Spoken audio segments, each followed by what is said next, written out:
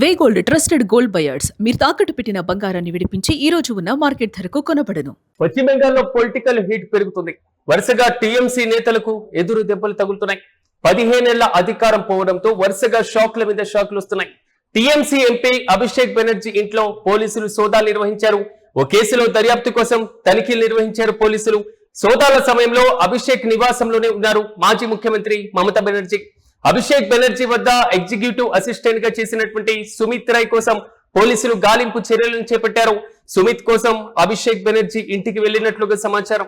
గతంలో అభిషేక్ తో పాటుగా పలువురు మాజీ మంత్రులపైన కూడా జనం దాడులు చేయడం మరోవైపు పార్టీలో సైతం పెద్ద కుదుపునకే కారణంగా మారుతుంది.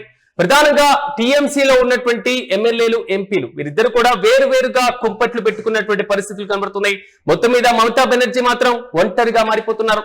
కాంగ్రెస్ లో టీఎంసీ విలీనం అంటూ కూడా పెద్ద ఎత్తున ప్రచారం కూడా సాగుతున్నాయి. ఈ మొత్తం అంశాలను బేరీజు వేసుకున్నాక వెస్ట్ బెంగాల్లో టీఎంసీ పార్టీకి ప్రతికూలంగా అనేక సంఘటనలు మే 4 తర్వాత వరుసగా సాగుతున్నాయి. బీజేపీ ప్రభుత్వం ఏర్పాటు చేయడం, టీఎంసీ ప్రభుత్వం అధికారాన్ని కోల్పోవడం ఇది ఒక్కటి మాత్రమే టీఎంసీకి ఒక పెద్ద ఎదురుదెబ్బగానే భావిస్తే ఆ పార్టీకి సంబంధించినటువంటి మాజీ మంత్రులు, ఆ పార్టీకి సంబంధించినటువంటి కీలక నేతలపైన ప్రజలు తిరగబడ్డం, కొంతవరకు సోదాలు నిర్వహించడం, ఘర్షణలు నిర్వహించడం, పార్టీ ఎంపీలు, ఎమ్మెల్యేలు దూరం కావడం, మొత్తం మీద టీఎంసీకి మాత్రం పెద్ద షాక్ గానే భావించాలి. ఇక ఇదే అంశంపై మరింత సమాచారం మా ప్రతినిధి కిరణ్ అందిస్తారు. కిరణ్, చెప్పండి, అభిషేక్ బెనర్జీ ఇంట్లో పోలీసుల సోదాలు ప్రస్తుతం ఇది మరింత సంచలనంగా మారుతుంది వెస్ట్ బెంగాల్ వ్యాప్తంగా. ఎలా చూడొచ్చు పూర్తి అప్డేట్స్ అండి? టీఎంసీ అధికారం కోల్పోయిన తర్వాత మమతా బెనర్జీకి వరుసగా ఎదురు దెబ్బలు తగులుతూనే ఉన్నాయి. అభిషేక్ బెనర్జీ టీఎంసీ ఎంపీగా ఉన్న అభిషేక్ బెనర్జీ వద్ద ఎగ్జిక్యూటివ్ అసిస్టెంట్ గా పనిచేసిన సుమిత్ రాయ్ కోసం పోలీసులు గాలిస్తున్నారు. అదే కోణంలోనే సుమిత్ రాయ్ కోసమే అభిషేక్ బెనర్జీ ఇంటికి పోలీసులు వెళ్ళినట్టు మనకు సమాచారం వినిపిస్తుంది. ఇప్పటికే టీఎంసీ నేతల పైన జనం తిరుగుబాటు, అదేవిధంగా గత 15 ఏళ్లుగా టీఎంసీ పాలనలో ఇబ్బంది పడిన వారు, టీఎంసీ పాలనలో ఏవైతే ప్రజా సంక్షేమ కార్యక్రమాలకు డబ్బులు వసూలు చేసిన నేతలందరూ తిరిగి ఇచ్చే కార్యక్రమాలు ఉన్నారు. కొంతమంది బెదిరించి బీజేపీ నేతలను కానీ సామాన్య ప్రజలను కానీ బెదిరించిన టీఎంసీ నేతలకు తిరస్కారాలు ఎదురవుతున్నాయి. నేరుగా వారిపైన దాడి చేస్తున్నారు. వేర్వేరు ప్రాంతాల్లో జరుగుతున్నాయి. నేరుగా అభిషేక్ బెనర్జీ పైన కూడా కోడిగుడ్లతో, రాళ్లతో కూడా దాడి జరిగిన నేపథ్యం చూసాం. అయితే ఇక్కడ ప్రధానంగా గత 15 ఏళ్లు అధికారంలో ఉండడం, ఏకపక్షంగా అధికార దౌర్జన్యాలు చెలాయించడంతో టీఎంసీకి తిరస్కారం ఎదురైందని చెప్పొచ్చు. ఓ కేసులో దర్యాప్తు నిర్వహించడానికి అభిషేక్ బెనర్జీ ఇంటికి వెళ్లారు పోలీసులు. అభిషేక్ బెనర్జీతో సుమిత్ రాయ్ ఉన్నారు అనే సమాచారంతో పోలీసులు ఇక్కడికి వెళ్లారు. అయితే అక్కడ సుమిత్ రాయ్ లేరని మనకు సమాచారం అందుతుంది. మరోపక్క టీఎంసీ అధినేత మాజీ ముఖ్యమంత్రి మమతా బెనర్జీ కూడా సోదాలు నిర్వహించే సమయంలో అక్కడే ఉన్నారని సమాచారం చూపిస్తుంది. మరోపక్క ఏవైతే ఇటు ఎమ్మెల్యేలు, మాజీ ఎమ్మెల్సీలు, మాజీ మంత్రుల పైన దాడులు, మరోపక్క టీఎంసీ పార్టీ అటు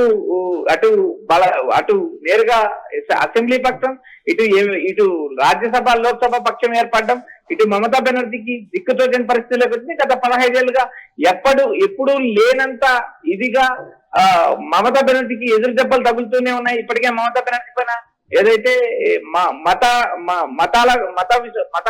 విశ్వాసాలకు వ్యతిరేకంగా పోస్ట్ చేశారు, ఎన్నికల్లో ప్రచారం చేశారు అనే నేపథ్యంలో కూడా ఆమె పైన కేసు నమోదైంది. సిఐడి దర్యాప్తు చేస్తుంది. మరోపక్క అభిషేక్ బెనర్జీ పైన ఇప్పటికే సిఐడి కూడా పలు కేసుల పైన దర్యాప్తు చేస్తుంది. అయితే ఇక్కడ ప్రధానంగా అధికారం కోల్పోయిన తర్వాత టీఎంసీకి కష్టాలు మొదలయ్యాయి. మరోపక్క గతంలో ఏవైతే మిత్రులు అనుకున్నారో, ఎవరైతే పార్టీకి విధేయులు అనుకున్నారో వారందరూ పార్టీని వేయడం, లోక్సభ పక్షం ఏర్పడడం, అసెంబ్లీ పక్షం ఏర్పడడం, మరోపక్క రాజ్యసభ పక్షం ఏర్పడడానికి కూడా ప్రయత్నాలు నడుస్తున్నాయి. అయితే ఇటీవల కాలంలో కాంగ్రెస్ పార్టీకి సంబంధించిన అగ్రనేతలతో భేటీ కావడం, మరోపక్క టీఎంసీ కాంగ్రెస్ లో విలీనం అవుతున్నాయి అంటూ జోరుగా ప్రచారం జరుగుతుంది. అదేవిధంగా మహారాష్ట్రలో ఉన్న ఎన్సీపీ కూడా కాంగ్రెస్ పార్టీలో విలీనమయ్యే అవకాశాలు ఉన్నాయంటూ.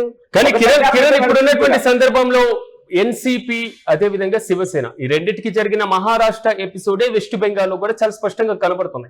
ఈ మాత్రం మమతా బెనర్జీ కాంగ్రెస్ పార్టీలో పార్టీనే తీసుకుని వెళ్లి టీఎంసీని విలీనం చేసేటువంటి పరిస్థితులు అంతా ఉంటాయా? అంటే ఈ ఊహాగానాలకి అంత బలం ఉందంటారా? ఇక్కడ మమతా బెనర్జీ విలీనం అవుతుందా లేదా అనే అంశం ఇప్పటికిప్పుడు క్లారిటీ వచ్చే అవకాశం లేవు. మరికొంతకాలం వేచి చూస్తే గానీ మనకు వెస్ట్ బెంగాల్లో ఏం జరుగుతుంది అనే అంశాలు అర్థం కాని విషయం. ఇక్కడ టీఎంసీ బలహీనపడినప్పటికీ అక్కడ ఉన్న కమ్యూనిస్టు కాంగ్రెస్ పార్టీలు బలపడే అవకాశాలు ఉన్నాయి. ఎందుకంటే ఇప్పటికే గత 15 ఏళ్ల అధికారంలో టీఎంసీ ఉండడం అక్కడ సిపిఐ కమ్యూనిస్టు పార్టీలను కమ్యూనిస్ట్ పార్టీ కార్యకర్తలను కూడా తీవ్ర ఇబ్బందులకు గురి చేశారు. మరోపక్క ఆయా జిల్లాల్లోనూ ఆయా నియోజకవర్గాలను పార్టీ పరిస్థితి కూడా ఆశించిన స్థాయిలో లేదు. అయితే రాబోయే రోజుల్లో మమతా బెనర్జీ ఎలాంటి నిర్ణయం తీసుకుంటారు, మరో కొత్త పార్టీ కొత్త పేరుతో తెరపైకి వస్తారా, లేక కాంగ్రెస్ పార్టీలో విలీనం అవుతారా, కాంగ్రెస్ పార్టీలో ఆమె రోల్ ఏంటి, ఇండియా కూటమిలో ఇప్పటికే ఆమె ఇండియా కూటమిలో చేరారు. అయితే ఇండియా కూటమిలో ఉన్న లుకలుకలు మరోపక్క ఒకవైపు మమతా బెనర్జీ ఇండియా కూటమిలోకి ఎంట్రీ అయితే మరోపక్క ఎగ్జిట్ అయిన స్టాలిన్, మరోపక్క ఆప్ అధినేత కేజ్రీవాల్ కూడా ఎగ్జిట్ అయ్యారు. అయితే రాబోయే రోజుల్లో చూడాలి ఆమె పార్టీ విలీనం అవుతుందా లేక పార్టీని కొనసాగిస్తుంది అనేది కూడా చూడాలి. ఇక్కడ ప్రధానంగా టీఎంసీ ఓడిపోయిన తర్వాత బీజేపీ వ్యూహానికి ఈ టీఎంసీ నేతలు నేరుగా బీజేపీలో చేరడం లేక బీజేపీకి మద్దతుగా ఉండడం లాంటి వ్యవహారాలు చేస్తున్నారు. ఇప్పటికీ టీఎంసీ పక్షం అసెంబ్లీలో ఏర్పడినప్పటికీ బీజేపీకి వ్యతిరేకంగా పోరాడే పరిస్థితి లేదు. బెంగాల్లో అధికారము ప్రతిపక్షం రెండు బీజేపీ చేతిలో నడిచే పరిస్థితి. అమిత్ షా వ్యూహంతో నేరుగా మమతా బెనర్జీ కకావికలమైందని స్పష్టంగా చెప్పేది. రాబోయే రోజుల్లో మమతా బెనర్జీ పోరాటాలు చేస్తుందా, పార్టీ నిలబెట్టుకుందా, కాంగ్రెస్ పార్టీలో విలీనం అవుతుందా అనేది మరికొంత కాలం జరుగుతుంది. అయితే ఇప్పుడు కేసుల పరంపర కొనసాగుతుంది. ఒకవైపు మమతా, మరోపక్క అభిషేక్ వీరిద్దరినే టార్గెట్ చేసుకుని సువేంద్ర అధికారి కేసులు పెడుతున్నారు. ఎన్నికల తర్వాత ఎన్నికల కౌంటింగ్ రోజు కూడా ఆమెపై నేరుగా దాడి జరిగింది. మరోపక్క అభిషేక్ బెనర్జీ పైన దాడి జరిగింది. అభిషేక్ బెనర్జీకి వైద్యం అందించేందుకు కూడా వైద్యుల ముందుకు రాలేదు. ఈ మొత్తం వ్యవహారం చూస్తే రాబోయే రోజుల్లో టీఎంసీలో మరిన్ని చీలికలు ఏర్పడే అవకాశం ఉంది. అంతేకాకుండా జాతీయ స్థాయిలో కాంగ్రెస్ పార్టీతో కలిసి వెళ్లే యోచనలో మమత ఉన్నారు. ఇప్పటికే విలీనం పైన చర్చలు, మరోపక్క రాబోయే రోజుల్లో టీఎంసీని నేరుగా కాంగ్రెస్ లో విలీనం చేస్తారనేది కూడా జోరుగా చర్చ నడుస్తుంది. Right Kiran, thank you. మొత్తం మీద వెస్ట్ బెంగాల్లో మాత్రం ఒక్కసారిగా పొలిటికల్ హీట్ పెరిగిందని చెప్పుకోవాలి. మరి ముఖ్యంగా టీఎంసీ పార్టీకి వరుసగా షాక్ల మీద షాక్లే తగులుతున్నాయి. 15 ఏళ్ల పాటు అధికారంలో ఉంది ఆ పార్టీకి సంబంధించి మమతా బెనర్జీ తర్వాత అత్యంత కీలకంగా వ్యవహరించినటువంటి వ్యక్తి అభిషేక్ బెనర్జీ. తాజాగా ఆయన ఇంట్లో పోలీసులు సోదాలు నిర్వహిస్తున్నట్లుగా తెలుస్తుంది. ప్రధానంగా ఒక కేసు వ్యవహారానికి సంబంధించి ఈ సోదాలు కొనసాగుతున్నటువంటి నేపథ్యంలో అదే ఇంట్లో ఇప్పుడు మాజీ ముఖ్యమంత్రి మమతా బెనర్జీ కూడా ఉన్నారు. ప్రధానంగా అభిషేక్ బెనర్జీ వద్ద ఎగ్జిక్యూటివ్ అసిస్టెంట్ గా పనిచేసినటువంటి సుమిత్ రాయ్ కోసం మాత్రం ప్రెసిడెంట్ గాలింపు చర్యలను వేగవంతం చేశారు. కానీ ఒక్కసారిగా మనం మే 4 తర్వాత అధికారాన్ని కోల్పోయిన తర్వాత టీఎంసీ పరిస్థితి చూస్తే చాలా విచిత్రంగా కనబడుతుంది.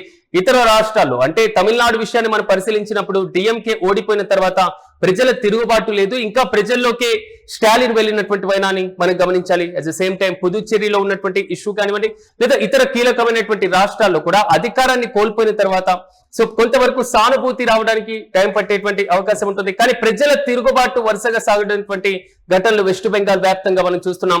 అభిషేక్ తో పాటుగా ఆ పార్టీకి సంబంధించిన మాజీ మంత్రులపైనే దాడి జరిగింది.